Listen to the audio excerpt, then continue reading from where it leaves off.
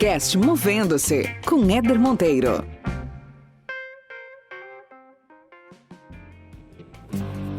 Esse podcast existe para te provocar a enxergar a carreira de outra forma. Meu objetivo aqui é que a cada episódio você termine melhor do que quando começou, com mais conhecimento, com novas ideias, mais autoconsciência e mais inspiração para fazer gestão da sua trajetória profissional. Aproveita e acompanha a gente lá no Instagram, @movendo-se, sem o hífen. Vamos junto nessa jornada.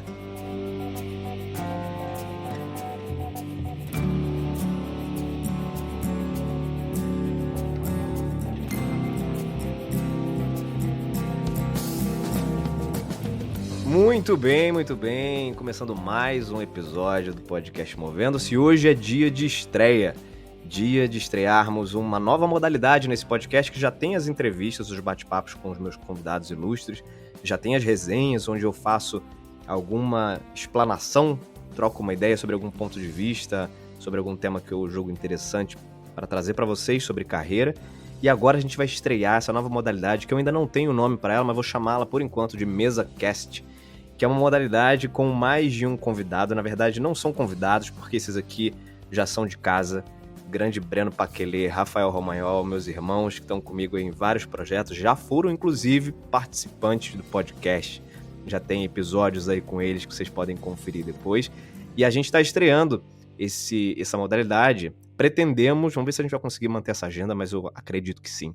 Pretendemos fazer uma vez por mês essa rodada, essa mesa quase que redonda aqui, mesmo que à distância, para a gente trocar ideia, bater um papo sobre algum tema relevante e colocar conteúdo de qualidade para você que está ouvindo a gente. Muito bem-vindos, Breno e Rafael. Opa, tudo bem aí? Um prazer fazer parte dessa discussão. Show! E aí, Rafa? Pronto com o seu pote de amendoim aí, a sua cerveja gelada? Sempre pronto, meu amigo, sempre pronto. Obrigado mais uma vez pelo convite, sempre um prazer estar participando aqui com vocês e trocando essa ideia. E como você falou que era para ser estilo mesa de bar, cervejinha já está aqui do lado, amendoim também. Vamos para a resenha. Vamos para a resenha. Gente, olha só, o tema que a gente escolheu para discutir, debater, colocar nossos pontos de vista hoje aqui foi sobre educação, capacitação. A gente vive hoje um contexto de mundo onde o tema lifelong learning, ou seja, aprendizado para a vida toda, estar aprendendo constantemente, ele é muito discutido. A necessidade da gente continuar aprendendo, reaprendendo o tempo inteiro, isso é algo muito discutido, muito em voga. E o que a gente queria trazer aqui para a discussão é como é que isso tem acontecido na prática hoje? Como é que funcionários, empreendedores, gestores têm utilizado os meios atuais para se desenvolverem, para se capacitarem, para se educarem?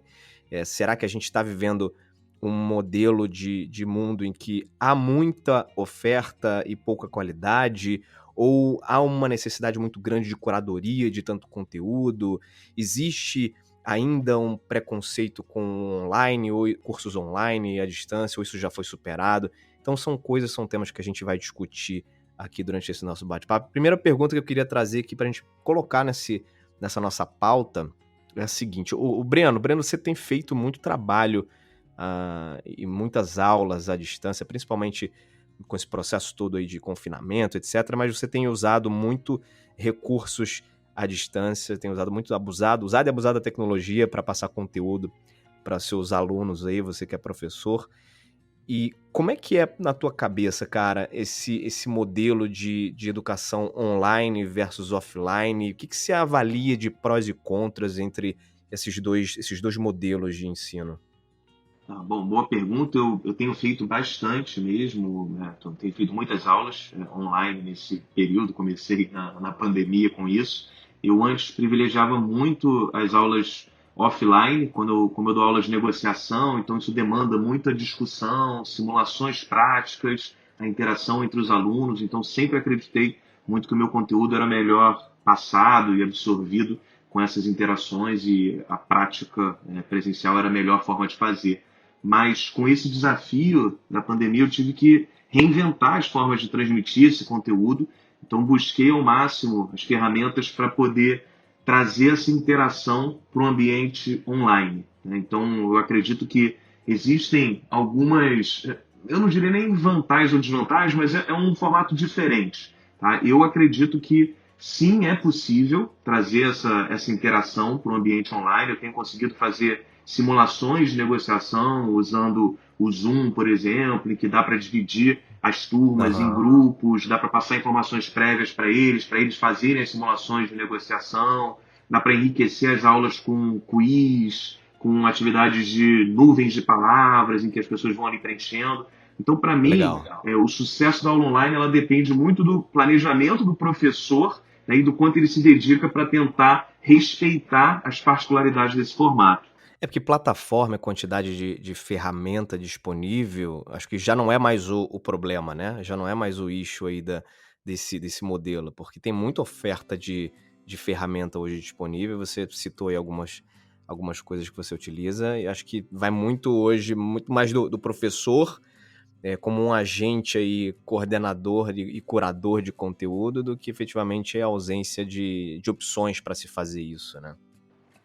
Certamente, eu acredito muito no papel do professor. Se o professor achar que a aula online dele vai ser simplesmente ligar uma câmera e ficar dando aula como ele daria normalmente, ele vai ter muito desengajamento, né? Ele tem que respeitar os limites de engajamento das pessoas quando elas estão só em frente a uma tela. Então, eu acredito muito na questão de mesclar os estímulos. Então, ser um vídeo, depois uma aula, depois um quiz, depois uma atividade de simulação, sempre ir trocando o estímulo para os alunos permanecerem engajados. Show. E aí, Rafa, o que você acha desse paradoxo aí, cara, entre o online e o offline, o mundo tradicional da educação, que já vem aí de décadas e décadas, né, com um formato muito similar, e que vem se transformando nesses últimos anos? Cara, uma coisa que eu acho muito legal disso tudo, talvez um viés positivo disso tudo que a gente está vivendo, é que esse cenário da pandemia como um todo, ele impôs uma complexidade na nossa vida, e às vezes a complexidade ela precisa ser imposta nas nossas vidas para incentivar mudanças, né? Para incentivar algumas ações disruptivas, e acho que nesse conceito da educação e do conteúdo isso aconteceu. Todo mundo se viu obrigado a experimentar isso, pelo menos. Então você vê pela frase do Breno, por exemplo, ele privilegiava o offline porque faz total sentido com o que ele ensina, com o que ele é especialista, e de repente ele se viu numa situação que, enfim, ele tinha uma tamanha complexidade pela frente, como todos nós, que ele precisou buscar outras alternativas, né? Então, eu acho que isso foi muito especial para esse momento, para a gente se testar conteúdos diversos, abordagens diversas, formatos diversos de capacitação, de treinamento, de transmissão de conteúdo, de reuniões, que a gente não estava habituado. E certamente quando você olha isso, você encontra pontos muito positivos de criar um sentimento, seja você como professor, como ouvinte ou como aluno, de falar assim, caramba, pô, então não era tão ruim assim quanto eu imaginava. Muita gente que tinha preconceito, por exemplo, com o ensino à distância, e que hoje, de repente, está conseguindo enfim, trazer e passar por diversos conteúdos muito bacanas de forma online, assim como o outro lado, você poder passar por coisas. Eu vou tentar trazer um exemplo. Acho que quem tem filho pequeno em casa, por exemplo, está sofrendo com isso. A aula online, eu tenho filha em idade de pré-escola.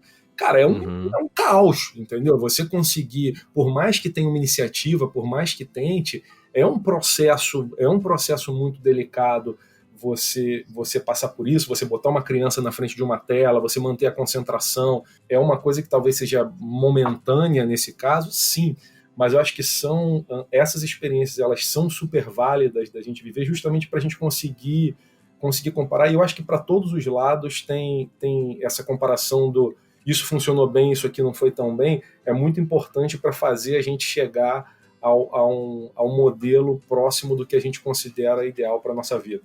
E eu considero, eu falo olhando o lado do professor, mas eu tenho visto também o lado dos alunos, né? Então eu dou aula num MBA e eu dei aula de negociação nesse formato, foram 3 longas aulas aí o dia inteiro cada uma, e deu para ver o quanto eles absorveram o conteúdo. Você vê pelo nível das perguntas, pela qualidade da interação entre eles, você vê que muitos deles estavam fechados ou receosos com relação a esse modelo, mas você vê que eles perfeitamente absorveram e atingiram os objetivos que eu planejava. Então, isso me deixou feliz, não só por eu ter conseguido encontrar um formato em que eu fiquei confiante em transmitir, mas também de ver esse reflexo nos alunos ali do aprendizado dele. Então, achei excelente. Isso que o Rafa trouxe aí, cara, eu acho bastante interessante, principalmente do ponto de vista de adaptabilidade, porque, na verdade, o Rafael trouxe um tema, o Breno complementou, falando sobre diferença de estágios de maturidade para o aprendizado, porque, no fundo, é isso, né? Você colocar uma criança numa idade pré-escolar para aprender no modelo à distância requer um nível de maturidade que essas crianças ainda não têm. O Breno trouxe o exemplo de adultos, né, aprendendo nesse modelo e absorvendo o conteúdo. E eu trago um exemplo aí no meio do caminho, que é do Miguel, do meu filho mais velho, que tem 9 anos, que nunca tinha feito absolutamente nada online, do ponto de vista de educação. Ele começou as aulas no colégio, né, aulas ao vivo, utilizando uma plataforma, o Teams, né, nesse caso. Cara, e hoje em dia, já tem aí, sei lá, 3 meses, né, de operação isso. Hoje em dia, ele tá rodando super bem, participa das aulas, faz perguntas, interage. Parece que ele já estuda online há uns 5 anos. É muito doido de ver isso, sabe? Como a gente se adapta, obviamente, né? De novo, precisa de um nível de maturidade aí, intelectual para você também prender a atenção naquele modelo. Mas é impressionante como a gente se adapta, né? Como a gente começa a desenvolver aprendizado usando alguns tipos de ferramentas, plataformas que a gente nunca utilizou e que agora parece que faz parte da nossa rotina. Eu vejo, é interessante como as pessoas se adaptam, né? Então, a gente falou de idades, de faixas etárias bem diferentes.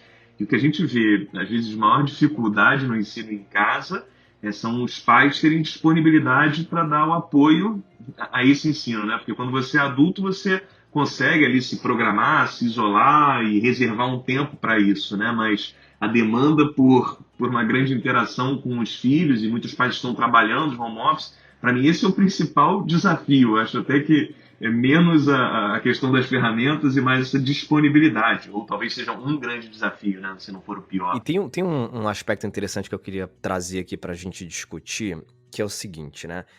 Toda a modalidade de ensino e as opções do online certamente trouxeram muitos benefícios, porque hoje você pode fazer um curso oferecido por um professor de Harvard, você pode fazer um curso oferecido por um professor de alguma universidade na Europa, você pode ter acesso a muitos conteúdos que presencialmente seria muito mais difícil você ter acesso, né?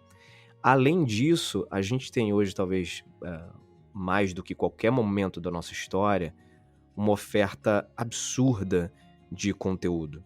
O sujeito que fala hoje que eu não consigo aprender isso porque não sei onde é que eu consigo ter esse conhecimento, é alguém completamente perdido na vida, né? Porque hoje o que não falta é opção de plataforma, de qualquer tipo de modalidade para que você consiga obter algum tipo de conhecimento, né? Agora, o que eu queria provocar aqui para a gente discutir é qual é o contra disso, né? Porque o benefício é óbvio, você tem muita oferta, você tem hoje as universidades que eram detentoras, né, do poder do certificado, né? Então você só aprende se você estiver aqui nesse ambiente, você fizer um curso, uma formação, for certificado. Hoje isso caiu por terra, ninguém tem mais esse poder, né? Quem tem mais talvez seja o próprio Google, que hoje é a fonte de busca aí de vários tipos de curso, formações, capacitações. Agora, o lado, na minha opinião, complexo disso é você conseguir filtrar, né? Como é que você faz curadoria de tanta coisa, tanta live, podcast, vídeo no YouTube, webinário, cara, é tanta coisa que às vezes a pessoa fica tão perdida e assim, cara, eu não vou assistir nada porque não sei o que eu faço, não sei o que eu filtro. Ô Rafa, o que você acha disso aí, cara? Cara, eu vou colocar um ponto, acho que complementar ao que você está dizendo, acho que não é exatamente uma resposta para a sua pergunta, mas acho que é uma complementação.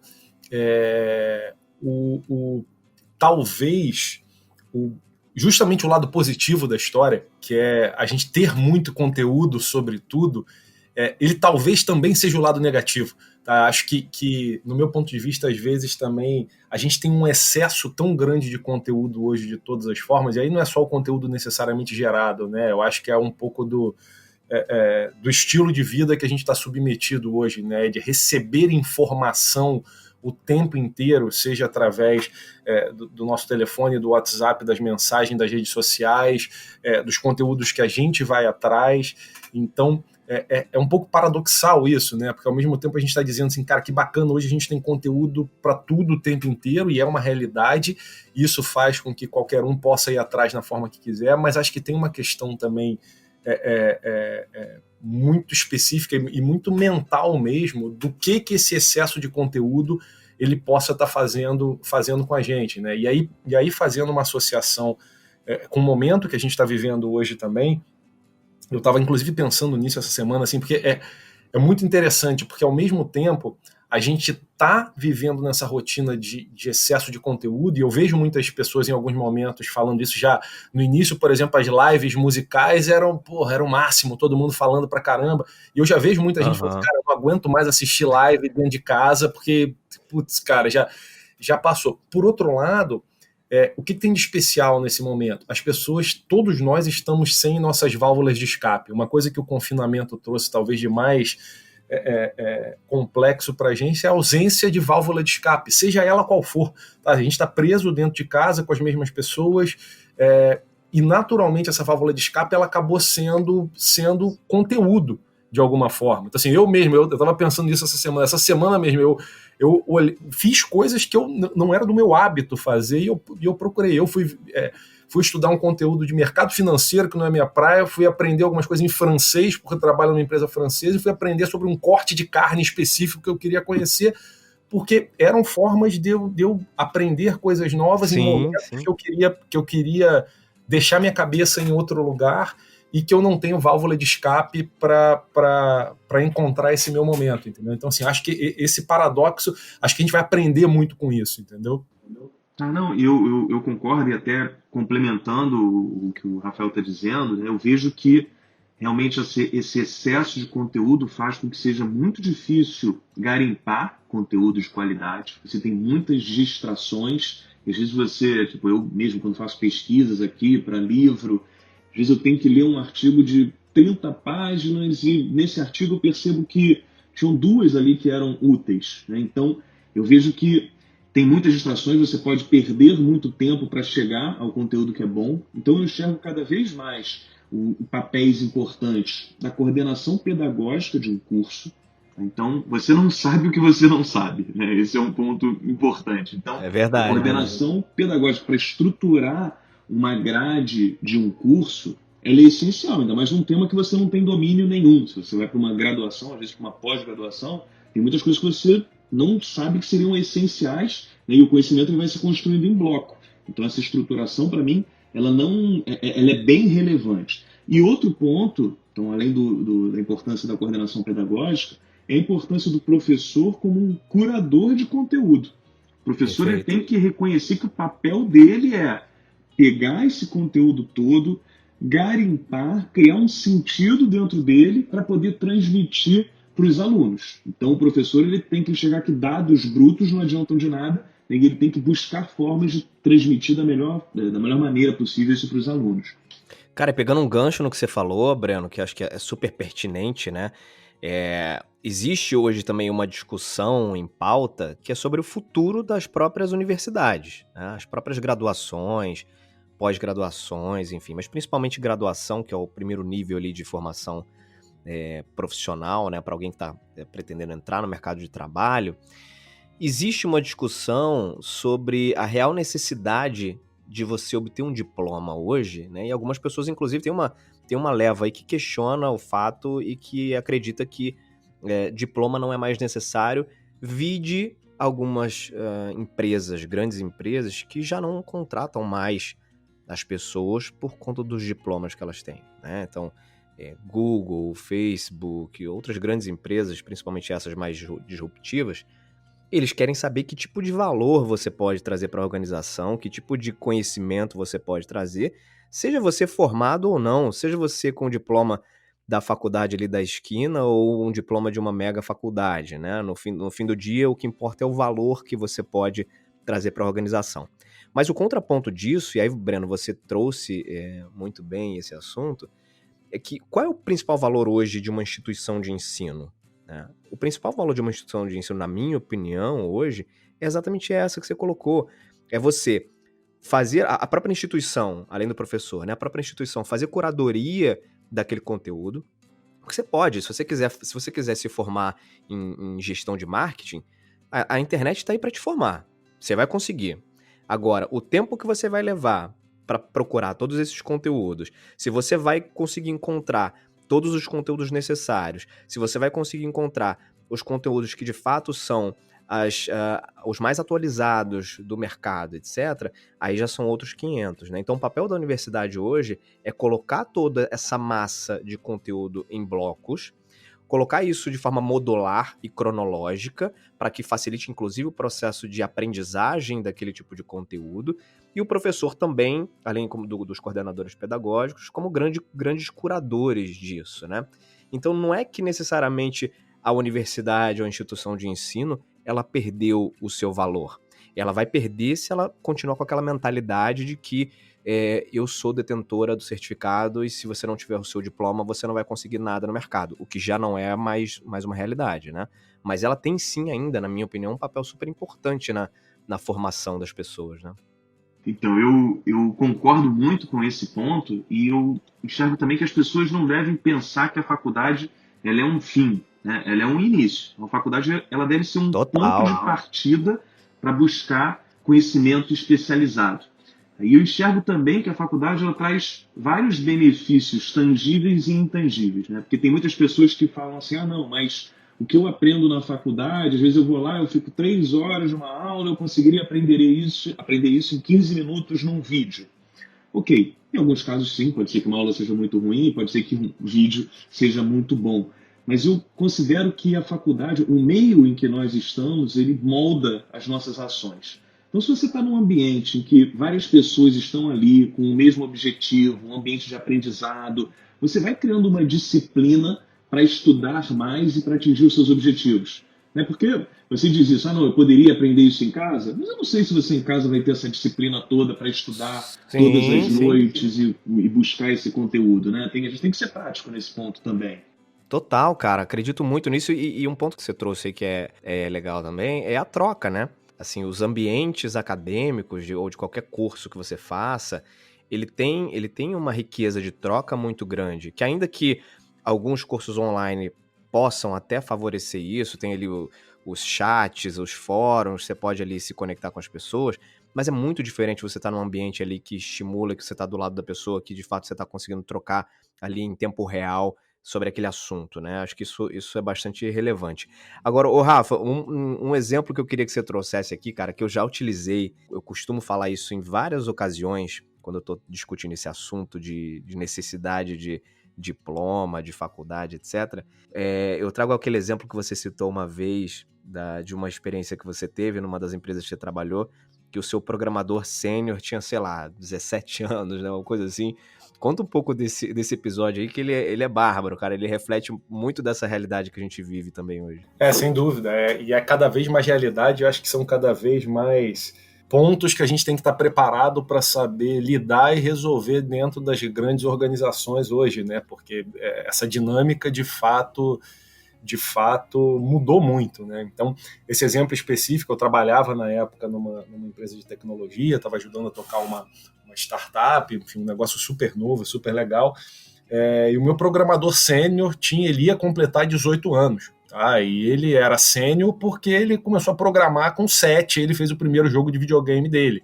Então, e você tinha discussões, principalmente numa empresa muito horizontal, né, numa empresa ainda pequena, então tudo muito horizontal, a discussão de igual para igual, e às vezes você estava tendo discussões dentro de uma sala de reunião, e você tinha que parar para pensar assim, cara, calma, ele tem 17 anos, assim, é importante você balizar e não desmerecendo, porque, pelo contrário, assim, pela empresa ser muito horizontal, a conversa era muito aberta, as opiniões eram muito aceitas, mas Sim. Aí você vai para um outro lado, pegando o gancho no que o Breno falou, e eu concordo 100% quando ele diz que o meio molda a gente um pouco, e essa discussão sobre as universidades, sobre as faculdades, ela é sempre interessante por isso, porque tem de fato, acho que principalmente na nova geração, um pouco desse pensamento do, mas por que eu preciso estar na aula? Por que eu preciso ficar 5 anos estudando isso?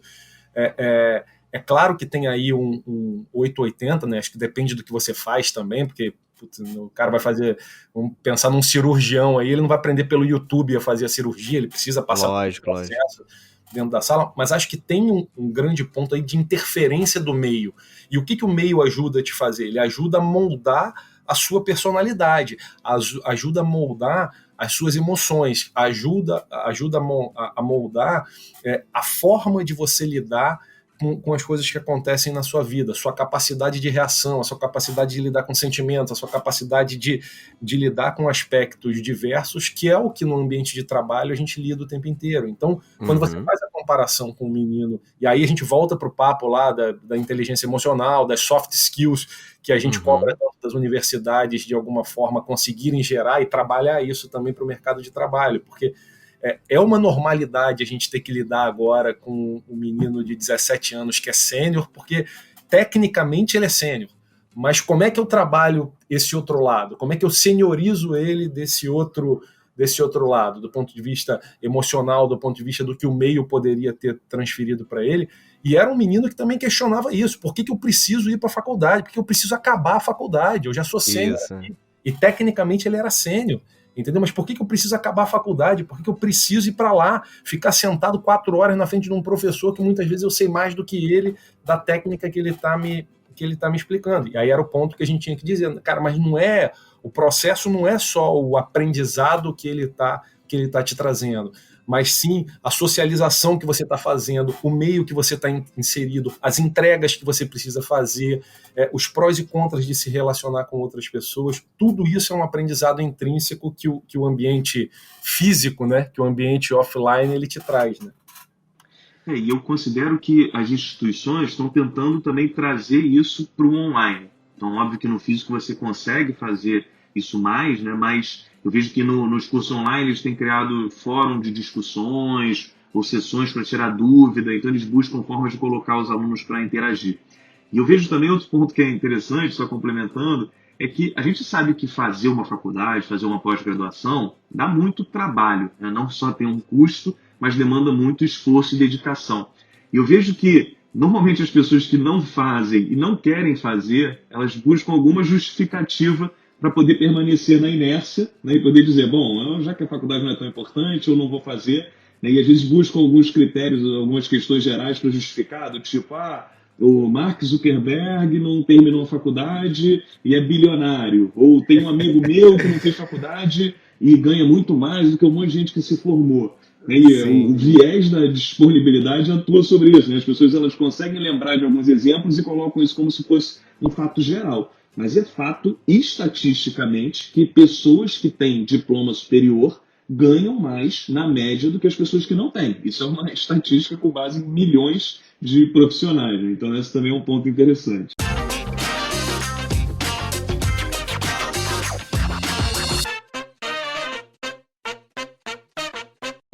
Muito bom, muito bom.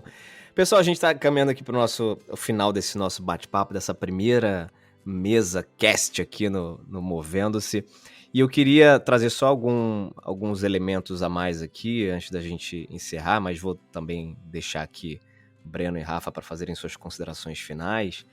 É que a gente tem hoje um papel muito importante dentro de qualquer ambiente organizacional. Então, eu atuo hoje em organizações, o Breno hoje tem o seu próprio negócio, ele atua também em organizações, mas do outro lado, o Rafael também atua como RH também em organizações, e a gente tem um papel hoje super importante dentro desse meio, que é de conscientizar as pessoas em relação às possibilidades de educação, às possibilidades de capacitação que existem, que elas têm acesso ou podem ter acesso.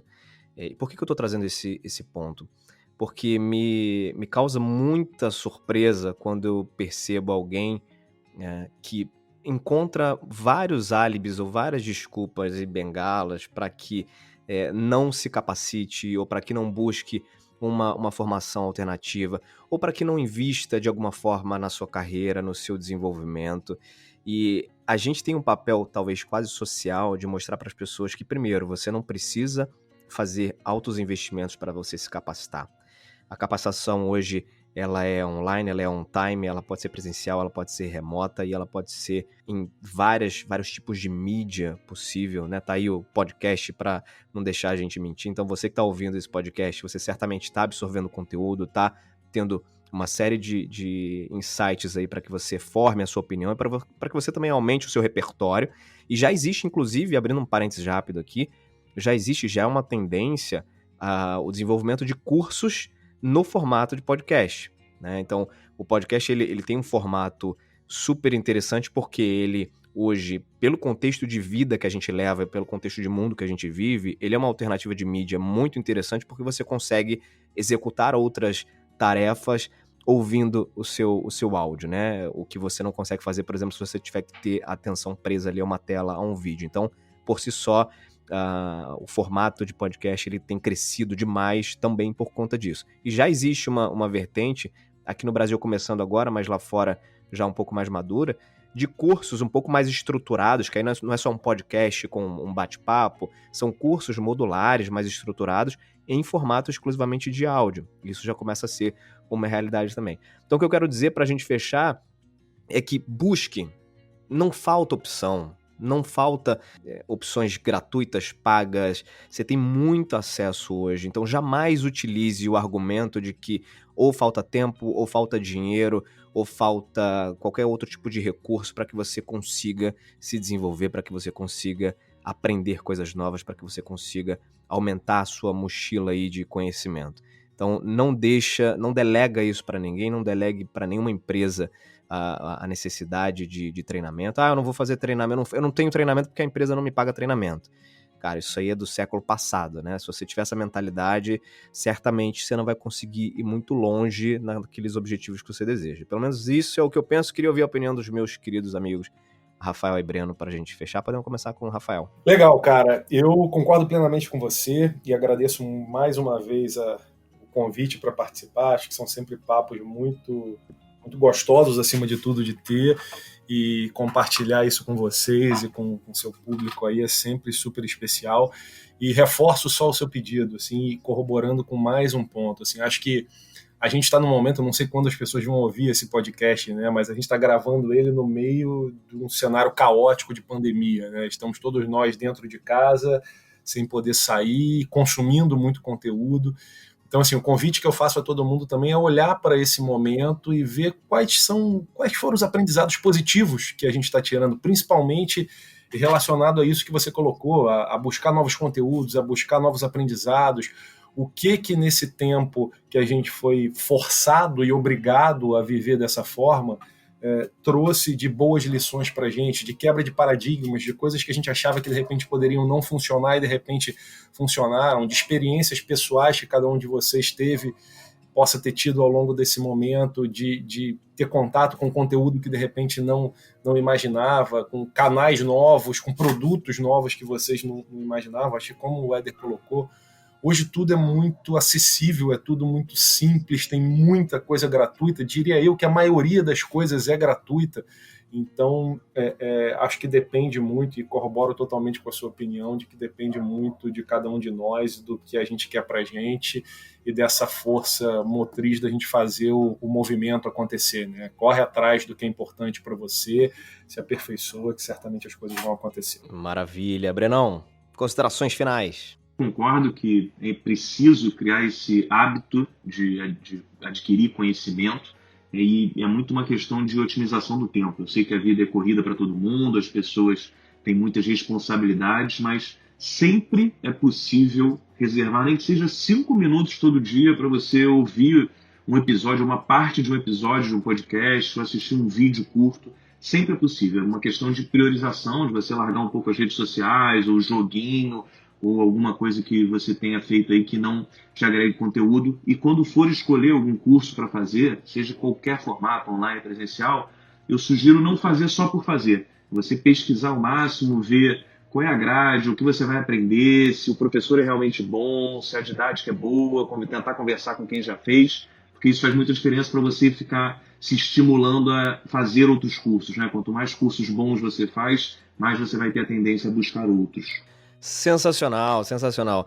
Senhoras e senhores, esse foi o primeiro episódio desse nosso MesaCast. Queria agradecer demais aos meus convidados, que não são convidados, de novo, vou corrigir essa palavra, que eles já são de casa aqui, bancada fixa desse nosso bate-papo, que tende a ser mensal, então uma vez por mês a gente vai trazer algum conteúdo aqui para vocês.